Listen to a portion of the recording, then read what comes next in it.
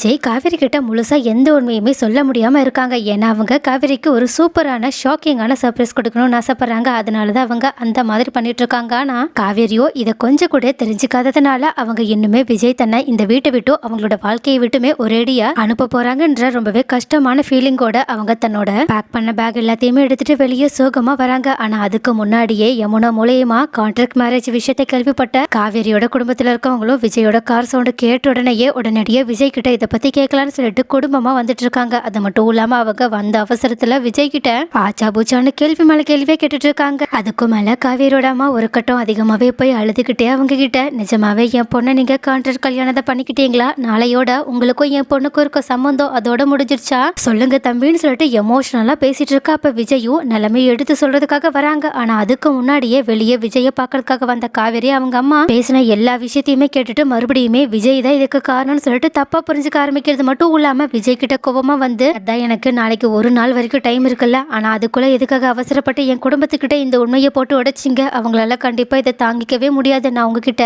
இது ஒண்ணுதான் எதிர்பார்த்தேன், ஆனா அதை கூட நீங்க சரியா பண்ணல, என் குடும்பத்துக்கு இந்த உண்மை கடைசி வரைக்கும் தெரியக்கூடாதுன்னு நினைச்சிட்டு இருந்தேன், ஆனா அது எல்லாத்தையுமே நீங்க கெடுத்துட்டீங்க, போதுமா, இதுக்கப்புறமா நான் கண்டிப்பா உங்களோட வாழ்க்கையில தலையிடவே மாட்டேன்னு சொல்லிட்டு இன்னுமே கோபத்தோட அவங்களோட அம்மா கிட்டயும் அவங்களோட குடும்பத்துக்கிட்டும் இதுக்கு மேல இந்த ஆளுகிட்ட எந்த கேள்வியும் நீங்க கேட்க தேவையில்ல, எதுவா இருந்தாலும் என்கிட்டயே கேளுங்கன்னு சொல்ல உடனே கங்காவும் இதனால பதட்டப்பட்டு என்ன காவேரி நீ பேசுறதெல்லாம் பார்த்தா யமுனா சொன்னது உண்மைதான் போலேன்னு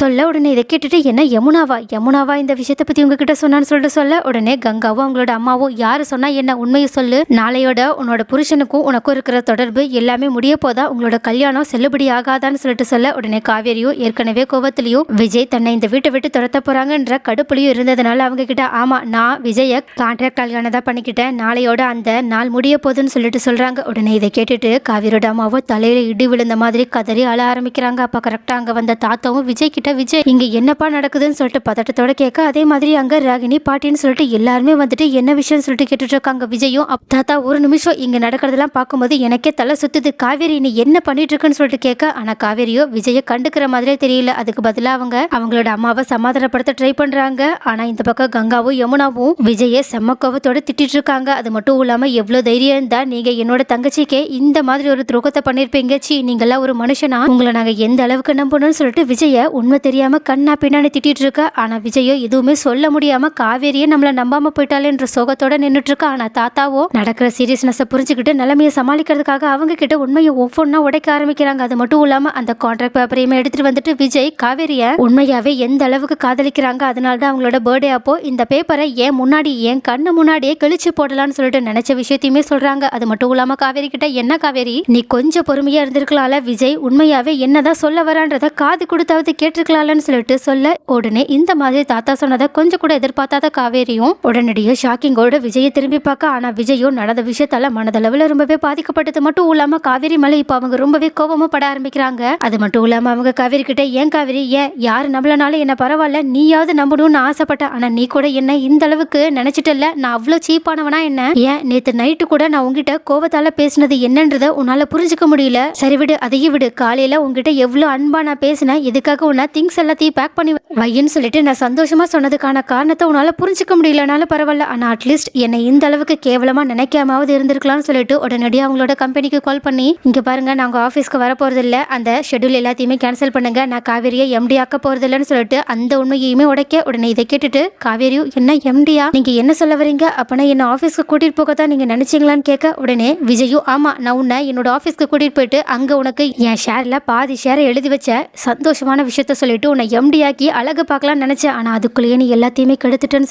சொல்ல அப்ப இதை கேட்ட குமரனும் அப்பனா விஜய் இதுதான் இதுக்கு முன்னாடி நீங்க காவேரிக்கு கொடுக்கறதா நினைச்ச சர்ப்ரைஸான்னு சொல்ல அப்போ இதை கேட்ட காவேரியும் அப்பனா இதுக்கு முன்னாடியும் நம்மள ஆபீஸ்க்கு கூட்டிட்டு போனது இதனால தானா, நம்ம தான் அதை தப்பா புரிஞ்சுக்கிட்டோமான்னு சொல்லிட்டு கண் கலங்கி அழுதுகிட்டே விஜய் கிட்ட தயவு செஞ்சு என்ன மன்னிச்சிருங்க விஜய், நான் தான் லூசுத்தனமா ஏதேதோ நினைச்சு என் மனசை குழப்பிட்டு இருந்திருக்கேன், ஆனா தயவு செஞ்சு என்ன மன்னிச்சிருங்க, நான் நினைச்சே இதை பண்ணல, ஏதோ உங்க மேல இருக்க அன்பாலதான் இதை பண்ணிட்டேன்னு சொல்ல, ஆனா விஜயோ போதும் நிறுத்து, நீ உண்மையாவே என் மேல அன்பு வச்சிருந்தனா கண்டிப்பா என்ன முழுசா நம்பி இருப்ப, நான் உனக்கு இந்த மாதிரி ஒரு துரோகத்தை பண்ணிருக்க மாட்டேன்னு லைட்டாவது யோசிச்சிருப்ப, ஆனா அதை கூட நீ பண்ணல, நீதான் என்னோட உயிர் என்னோட வாழ்க்கைன்னு சொல்லிட்டு நான் நினைச்சிட்டு இருந்தேன், ஆனா நீ என்ன அப்படி யோசிக்கல, நீ பைத்தியன்றத மறுபடியுமே நிரூபிச்சிட்ட, இதுக்கப்புறமா உன்னை பார்க்க கூட எனக்கு பிடிக்கலன்னு சொல்லிட்டு அழுதுகிட்டே அங்கிருந்து தன்னோட கார் எடுத்துட்டு வேகமா கிளம்பி போறாங்க. அப்போ நடக்கிறது எல்லாத்தையுமே பார்த்த தாத்தாவும் என்ன பண்றதுன்னே தெரியாம நிலைமை ரொம்பவே கைமீறி போயிடுச்சுன்றத புரிஞ்சுக்கிட்டு காவேரியை சமாதானப்படுத்த சமாதானப்படுத்த ட்ரை பண்றாங்க. ஆனா காவிரியோ செஞ்ச தப்புக்காக மனசு வரைஞ்சு அங்கேயே உடைஞ்சு அழ ஆரம்பிக்கிறாங்க. யமுனாவோ ஒருவேளை நம்ம தெரியாதனமா இந்த உண்மையை தப்பான நேரத்துல வந்து சொல்லிட்டோமோன்ற பதட்டத்தோட நின்றுட்டு இருக்க கங்காவும் அவங்களோட அம்மாவும் நம்மளோட மாப்பிள்ளையே இப்படி புரிஞ்சுக்காம தப்பு பண்ணிட்டோமேன்னு சொல்லிட்டு வருத்தப்பட்டு நின்றுட்டு இருக்காங்க. பாட்டியும் ஒண்ணுமே புரியாம இங்க என்னதான் நடக்குதுன்னு சொல்லிட்டு பாத்துட்டு இருக்கா. ஆனா ராகினியோ